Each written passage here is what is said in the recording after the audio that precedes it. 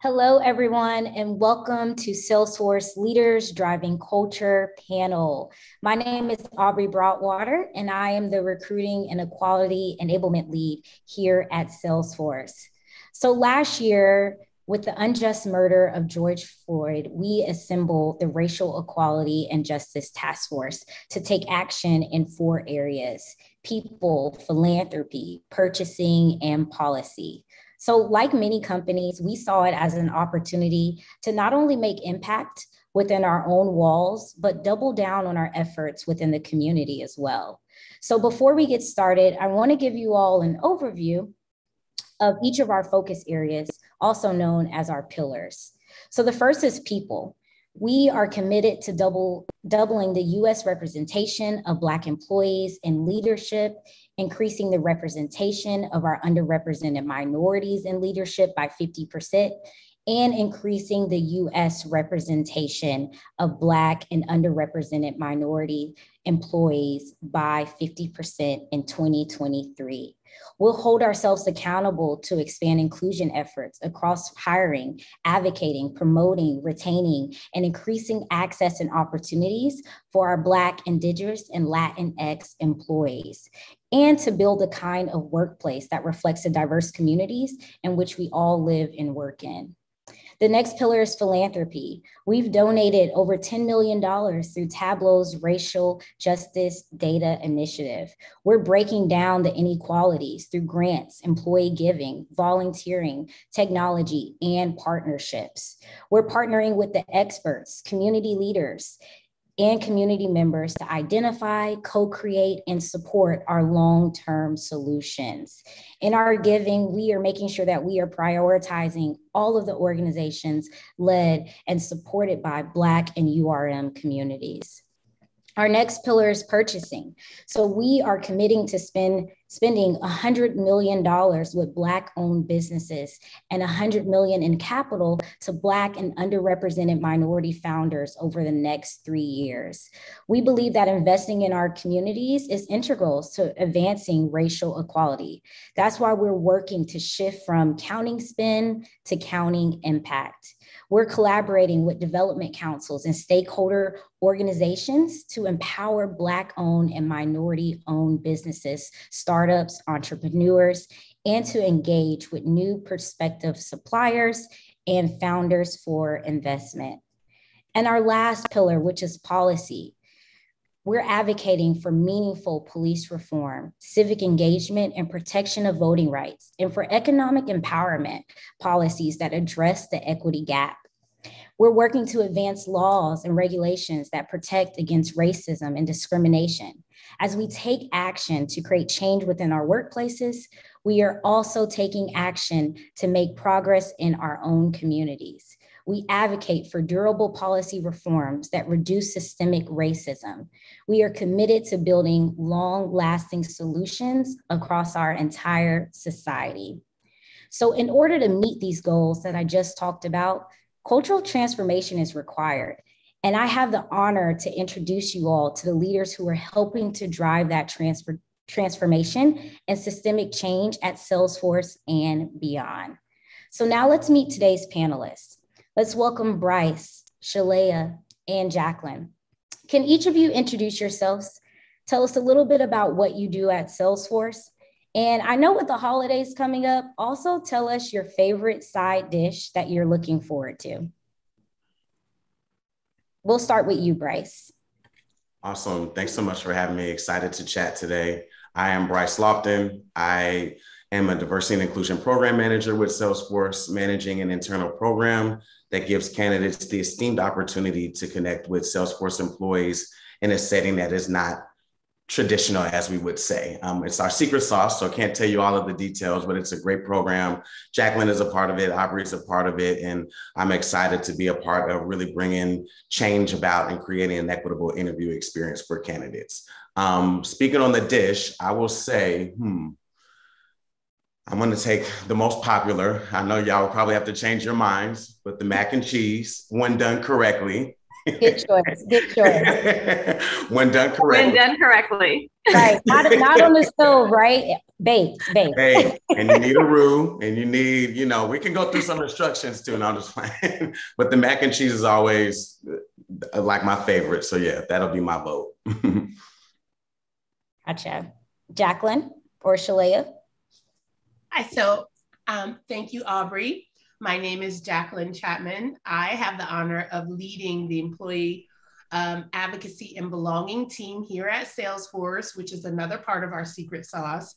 Our team really focuses on retention and belonging for women, Black, Indigenous, and Latinx employees. So we have a signature program called the Warm Line that employees can use and leverage whenever they need support or a thought partner for any experiences that they have at Salesforce. And the goal of my program is to improve experiences at Salesforce that will drive that sense of belonging and ultimately retention. So Bryce did steal my dish, but I'm gonna one-up him, because if your mac and cheese doesn't have truffle in it, what are you really doing at the holidays, right? So you're just gonna drop the mic like that, Jacqueline? I mean, truffle mac and cheese. That's a good one. Well, I'm glad I have mine. Nobody stole mine. I'm Shalea Shipman. I lead strategic business development for the small business team at Salesforce. And my role is really designed around intentionally connecting Black and Brown entrepreneurs with Salesforce technology. We have Salesforce solutions for everyone across segments and across industries, but we really want to ensure that we're connecting with entrepreneurs, those who are, in the space and have been entrepreneurs for years, and those who are aspiring and want to drive innovation with their businesses. My dish is yams. And there's a whole discussion, just like when it comes to mac and cheese, about how they should be prepared. I actually like mine to be cut a certain way. I get real finicky when I go to other houses and I'm like, why are they circles? Why are they not spears? And I know it doesn't change the taste, but I want to see something come the holidays and I want it to taste a certain way. But I am really here for the truffle mac and cheese. So great call out on that, Jacqueline. Thank you all so much for introducing yourselves and also sharing your side dish. So let's get into the meat of this panel, which is around the work and the impact that you all are doing. So Bryce, let's start with you.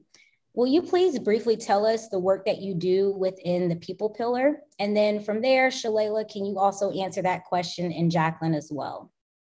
Yeah, so I'm super excited. I have a background in recruiting, and I'm incredibly passionate about really amplifying the candidate's voice, amplifying the candidate's experience, and creating and aligning with the company's goals for equity. And so being able to manage a global talent program that I didn't get the pleasure of building, but a pleasure of being able to grow it and manage it and really take what's been built and take it the long way is something that's exciting to me. So with this program, we actually give interview candidates a great opportunity to connect with Salesforce employee. We have a lot of great internal steps and tools that we built to really make it something that's unique to Salesforce. And what it does is it really pulls the lens back or pulls the veil back on what it's like to be a member of various communities, the LGBTQ plus community, a member of the Latinx community, and how can we relate that to the candidate and hopefully get them to really feel connected to an employee in a special way.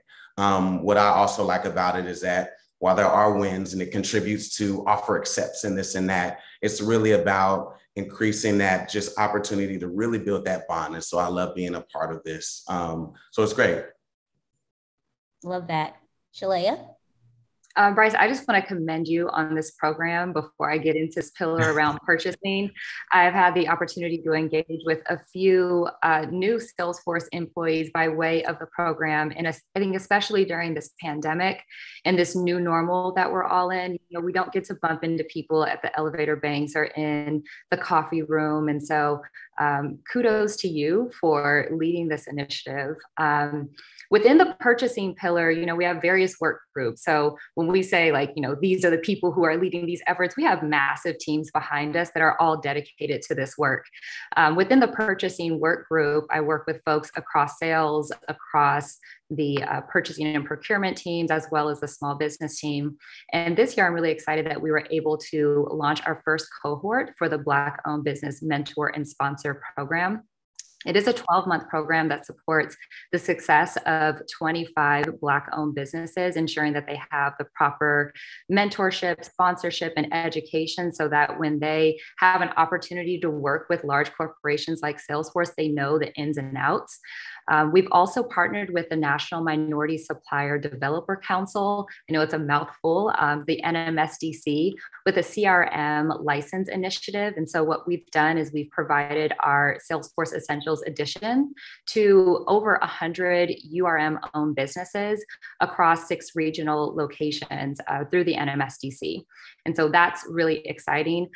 We also have the accelerated pay program. And I personally have been intentionally working with Black-owned businesses and agencies who I know can deliver outstanding work for Salesforce. But oftentimes as small businesses, waiting on a 45, 60-day net, even a 30-day net is painful because they have overhead, they have operational expenses that need to be covered. And so through this program, we're able to offer a 15-day net for these businesses so that they can continue to work with large businesses such as Salesforce.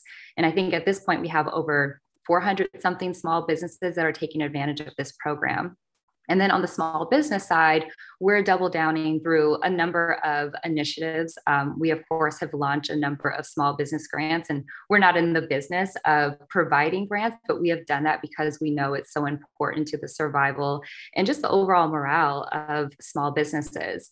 We also launched our first National Black Business Month block party. We've partnered with Shop Circulate to ensure that we have the technology solutions that will allow them to deliver an incredible platform for Black merchants. And then the last thing, there's like so many things that we're doing, but we've aligned with the Small Business Revolution, which is a TV show featured on Hulu and Amazon Prime. So if you haven't heard about it, check it out. What's really exciting about this upcoming season, which was just aired, is it's taking place in Minneapolis, and it's featuring Black-owned businesses only and solely. So these entrepreneurs that are pillars of the community have an opportunity to not only connect with Salesforce as a company, but really connect with our customers who are technologically advanced and savvy and really navigating whatever goals these businesses have so they can continue to thrive in their community. Love it. Changing. Yes. Very cool. So with Employee Advocacy and Belonging team, I shared a little bit about what we do in our signature program, the Warm Line, but I'll give a couple more insights. So employees are able to have one-on-one conversations with advocates with whatever concerns they have. They can be concerns, they can be ideas that they want to move forward. And those advocates will connect them to resources across the company. A resource can be a mentor, a sponsor. A resource could be information from our benefits team. A resource can be connecting them with community through our ERGs, all of these things. But what we do in the background, we're able to anonymously aggregate the themes that come up and then go back to the business and say, hey, here are at either the operating or business unit level or even at the company level, here are some themes that we're seeing across our different populations, and we can slice and dice the data in different ways that we think can require initiatives, pilots, innovations that can improve the employee's experience. The greatest thing about the Warm Line is that it's an opt-in service, so it's available for people to use. We're currently in the US, we're piloting outside of the US. I'm really excited about the growth that the team has. The other thing that we do in the background, because change just doesn't come with supporting people, you have to think about systems. We're looking across the company at our talent management systems and processes and figuring out how we can engineer the bias out of that. So the role really touches on the employee's experience. We advocate for employees everywhere. And I'm really excited, and it's really honoring. It's an honor to do the work. I spent most of my time in business, and then working with customers. but to help employees feel like they belong and can thrive and grow their career in Salesforce, as Bryce mentioned with his program, it's really humbling. I love that. And I'm just over here, even though I know all the work that you all do, I'm still mentally like snap, snap, snap, because you all are driving true impact at Salesforce. So Shalaya, I have a question for you. Over the past year, it's been so inspiring to see so much support for Black-owned businesses. Can you share a little bit about how you've been working to identify and support these businesses to achieve our purchasing pillar goals? Yeah, 100%. I think we have to be really aware of what's taking place in the world around us. And you mentioned, the spark that really drove significant change, not only at Salesforce, but across the globe. As individuals and corporations, I think a lot of people have taken a moment to just figure out how they can do better, do more. And we all have a role and responsibility in that. For me in particular, as it relates to small business, not only do we want to identify where these Black-owned businesses are, but we really want to figure out what is it that they need and what is it that they're looking for. And as a corporation, it's easy to say, we know what you need. You need technology. We're going to give you Salesforce and it's going to solve all your problems. But it's not just that. And that's why the efforts through the mentorship program, what I really love about it is that it gives an opportunity to incorporate people across the Salesforce ecosystem. It's not just Salesforce employees that are stepping up as mentors and sponsors, but it's also some of our customers who understand what it is to be a Black entrepreneur or to operate in a small business space, and to provide that leadership and those perspectives so that these companies can continue to grow. There's also an awareness play too.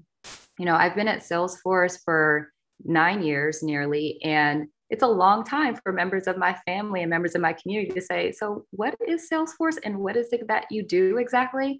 And so if those people around me have these questions, I know the people outside of my immediate circle, they also have those questions. Salesforce is unlike some of the other large tech giants that are very consumer focused. We are providing solutions for businesses. And I think we have to be very intentional about how we're engaging the community, coming from a place of true authenticity, not, hey, we have a product and you're going to love it, but here's what Salesforce stands for. Here's our culture. Here's what our mission is. Here's what we want to do. And what I have found is in showing up in that authentic way and connecting with people who want to drive impact, whether that's internally at Salesforce or outside of our four walls, we're able to make a significant amount of progress. I've also seen that employees within Salesforce who don't look like me are true allies and want to support. I've had the most interesting conversations and one-on-ones with colleagues whom I've never met, who may be new to Salesforce and haven't even stepped foot into a Salesforce office. And they're asking, how can we be supportive? Like, can I use some of my time as a solutions engineer or as an architect or as a storyteller to better support the programming initiatives that we're doing? And I mean, I'm sure Jacqueline and Bryce have seen this too. There's an overwhelming level of support and really good energy around us doing more. Mm-hmm. Yeah, I think part of our culture, right? There's something in the Salesforce culture where people want to jump in and help. Yes, absolutely. Completely agree. I see that all the time too. So Jacqueline, I have a question for you. As we strive to reach an employee population comprised of 50% Black and underrepresented minority employees, we have to be just as focused on how we'll retain those employees and ensure that they feel that sense of belonging at work that you were talking about earlier. Can you talk to me a little bit more about how you and your team strive to create an inclusive work environment for employees from all different backgrounds? Yeah, I'm so glad you said that, because belonging is an inside job, right? What's belonging for me is going to be different for Bryce and my Brady Bunch circles and Shalaya, right? So it really is about those inclusive environments. So one, we're helping employees to get what they want, right? Whether they're advocating for themselves. My team does a lot of coaching to help them understand like how they can use the tools in their own voice to get what they want, how they can better align with their leaders, how they can literally raise their hand and say what they want to do at Salesforce. We connect individuals with other individuals who can push their initiatives forward. So very early on, I'm so proud, like the team has been in place from June to June of last year. And I'm even more proud that this team and function did not come together because of George Floyd. It was actually our data that was shared earlier in the year. I just happened to step into role June 1. So super proud about that. But we're able to learn all the things that we can do to help support people. And there are some things that are like reoccurring themes, and we can help support employees. But the thing I think is most important is what I said before around those systems and what the company can do to change. So it's both ways. It's helping employees speak up and advocate for themselves, but also helping the company know where changes need to be made to create these inclusive environments. We coach employees, but we also coach leaders, right? So to Shalea's point about people do want to jump in and do better. Anyone who wants to do better, we're going in full bore with them. So we're driving belonging by creating those inclusive environments. I love that, Jacqueline.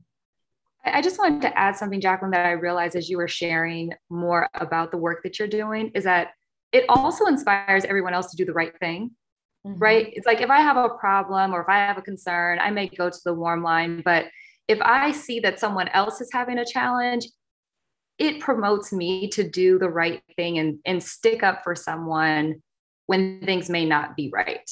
And we all find that in life, but I think because of your program and the work that you're doing, it really is a call to action for everyone to step up in a way where maybe we haven't felt that we had the support or the opportunity to do so.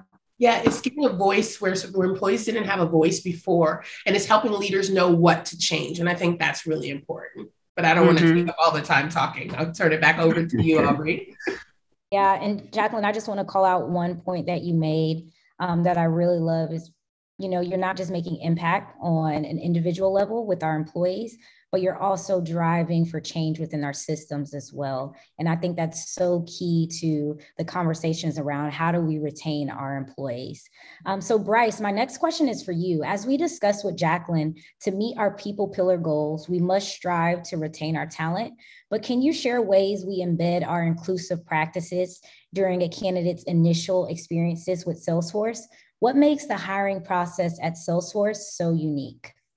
Absolutely. And I think we've hit on some of the major points here and some of our nuggets, but I think the overarching thing that I think of is that I've seen as a relatively newer employee, the company get feedback, see what needs to be done, and want to implement it very quickly, and will provide the resources, the manpower, and the advocates to really make it happen and really bring about change. And so I know even during my interview experience, I got to take part in the program that I manage, and it was amazing. I actually spoke with Jacqueline, and it was great to have a conversation with someone that wasn't on my team, that had, the ends, could tell me what this is really like, and be able to really connect with me at a level that you don't typically see in your interview process. I will also say that building programs where employees are actually standing as advocates for candidates is crucial, and to see the company do that has been instrumental. Preparing candidates for presentations and giving them someone that's a mentor to them and an advocate for them is something that you don't really see. I think all of the large tech companies that as we mentioned, have a huge influx of interest and all kinds of folks that want to work there. But when you really put the parameters into place and really built that strong resource to effectively run these programs, it's something that is overwhelmingly, awesome. And to see that have an impact is something that I'm super proud of. I will also say one of the major things that has been super exciting for me to watch is this interviewer certification program. And I want to just kind of speak openly about this because this is something that I've suggested in some ways in previous roles and in other ways. And, as someone that has typically worn the recruiter hat, a lot of things that I struggled with was, how do I go beyond that long-time employee that wants to just assess one way or wants to do things one way? And I'm really hoping to advocate for an HBCU student that I've really connected with that really wants the job and has the potential. And so to see the company say, we're going to launch a company-wide initiative that requires employees to take an inclusive hiring training, to be certified, to be able to interview, and to have, I think, at least 20,000 employees already taking part in a program like this. It's commendable. And so just seeing that work being done, and I want to shout out Aubrey, obviously, because Thank you. Because she's over here being mad quiet, and she's right. Not only needs the interviewer certification, but I'm going to out you now, Aubrey. The policy pillar, there's something that you did in Georgia that I think is worthy for sharing with others as well. So not only killing it on interviewer certification globally, but I want to hear about what you did in Georgia. I want you to share with others. Yeah, let's throw it back to you, Aubrey. Now, this is not the job of the moderator, but I will share a little bit about our policy pillar. And as I stated earlier, our policy pillar is really focused on being able to drive systemic change within police reform as well as civic engagement. So I had the honor to organize an event during the November election cycle where we brought together all of the Black employee resource groups in the top tech companies in Atlanta. And we literally did a poll takeover in Atlanta. So we worked the polls. So we went through the training. We were actually government employees for the day.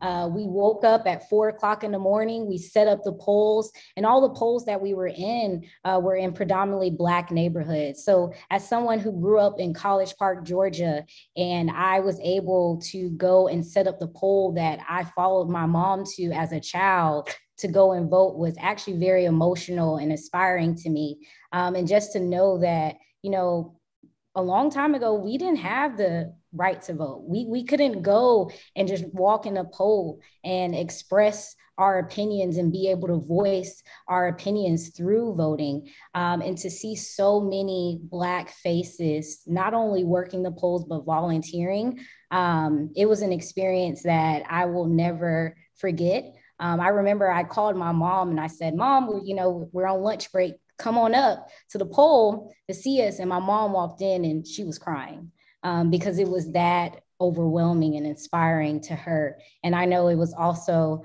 a super inspiring experience for all of us that attended that day. So yeah, that is the work that I did. But to bounce this back over to y'all, let's end with a couple of final questions so that we can give the audience some key takeaways for all those that are tuned in now. So Jacqueline, I'll start with you. For all those in the audience that are wondering, well, how do I build and foster that culture of belonging? What is one key takeaway that you would share with them? Yeah, listen, be an active listener. Like, belonging for one person isn't belonging for another. So you have to ask the question. I think of it in like what motivates you. You can think about in research around stay interviews, but really understanding our talent and what is important to them will be what fosters belonging. So I encourage all of you listening, you need to ask. Don't just go do something. You need to ask what people need and then deliver on it. All righty, well, Shalala, I will bounce this question over to you. For all those folks that are wondering, how can I encourage my company to support Black-owned businesses? How can myself support Black-owned businesses? What is one key takeaway that you would share with them? One thing I want to say is for those who are at a company, they're trying to figure out how can we do something more, right? Because as individuals, there's a lot that we can do. We can engage on, our Nextdoor platform. We can, shop locally. We can tap into various online directories of Black-owned businesses.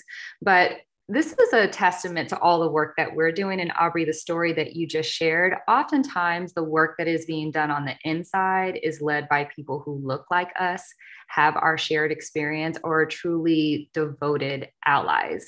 And what I really love and what we have accomplished here at Salesforce is uniting as an employee front and really driving these efforts forward. I know I mentioned Shop Circulate earlier, but what was so beautiful about that partnership with Shop Circulate is that we pulled together a cohort of Black and Brown employees and allies to really figure out, can we help this team, this customer, deliver on a solution? And Jacqueline was instrumental in that team. And it was really beautiful to work across teams. And I've worked with Jacqueline before, but on like bold force stuff, like never in the capacity of like, what can we do to help drive change with our product and with our people?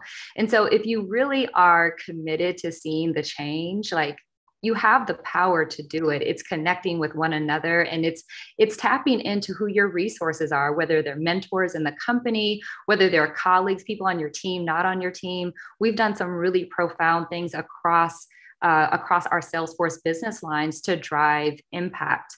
So I would just say, if you really want to see some change, you have to be the change that you want to see. And we've all heard that before, but what I love and I'm so appreciative is that we have been able to do some really instrumental and powerful things within a short period of time. So do the work. I love that. It reminds me of the saying that we have within our community, which is FUBU, right? For us, by us. So Absolutely. if we want programs, if we want change that will directly impact our community, we should be the driving forces behind it. And I love that Salesforce allows us to have that platform to do that.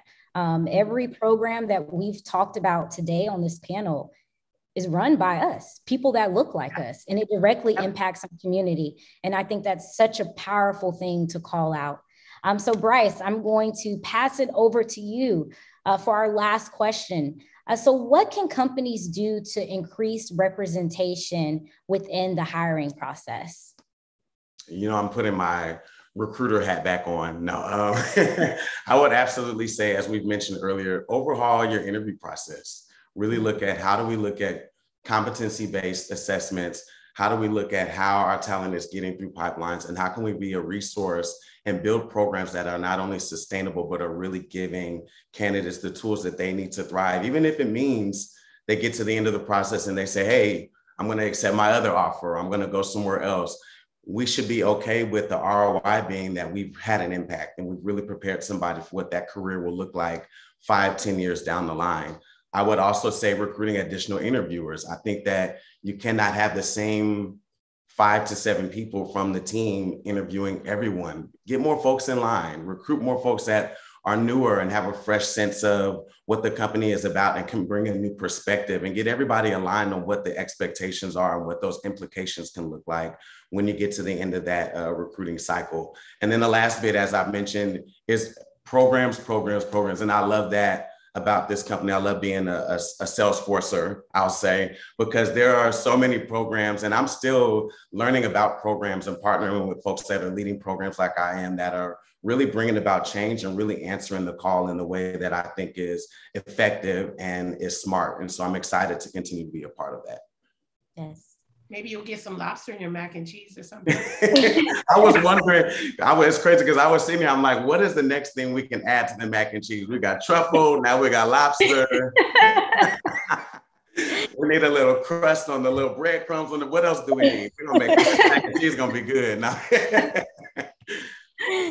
Well, I just want to thank you all so much for your time today. You know, when I think back to some of the statements, you know, since George Floyd, and a lot of the commitments that companies have made over the past year, a lot of it has seemed to be lip service. You know, there's been recent articles where people have, you know, shared that, oh, I've committed to X, Y, and Z. And when you look at the commitments a year later, there's been no progress made. And so I am just really proud to be a Salesforce employee where we not only made those commitments, but we stayed true to those commitments. And you all are all a true testament to the work and impact that we're doing within Salesforce and in the community as well. And I am just so honored to be your colleagues. I just want to thank everyone for joining us today. And if there's someone here who's listening and you're interested in learning more about life at Salesforce or what open roles are available, please be sure to visit us at salesforce.com/careers. We would love to have you join some of the work that we just talked about. So come join our teams. Like I said, we would love to have you. And thank you all so much for joining and sharing your amazing insight and advice to our viewers. And I hope to see you all again soon. Thanks, Aubrey. Thank you, Aubrey.